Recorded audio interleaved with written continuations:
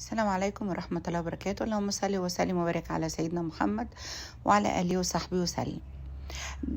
هنعمل النهاردة مع بعض جالي شبكة جندوفلي. طبعا كلنا بنحب الجندوفلي، دي من الأكلات البحرية أو المأكولات البحرية اللي بنحبها. الحقيقة الجندوفلي لازم يتغسل كويس جدا، وانتي بتغسلي كويس. لو لقيتي واحدة مفتوحة لازم تترمي، لأن ممكن واحدة تكون خسرانة أو فيها رمل أسود أو حاجة تبوظ لك الأكلة.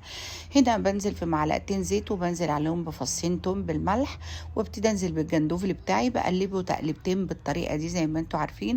ببقى مقطعة قرن فلفل أخضر وقرن فلفل أحمر وربع طماطماية، وبقلبهم بالطريقة دي، وبحط البهارات بتاعت الملح والكزبرة والكمون ونقطة بهارات، ما بكترش، عشان كلنا عارفين مأكولات البحرية حلاوتها ان نحس بطعمها.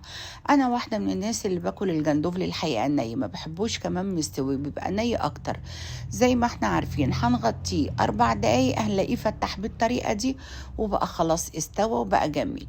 وبألف هنا وشفا. كانت معكم منى أبو المجد. وما ننساش الليمون، المأكولات البحرية يعني ليمون كتير. كان عندي ليمونة، في طبعا الليمون السكري بيبقى حلوة قوي قوي في المأكولات البحرية. وألف هنا وشفا.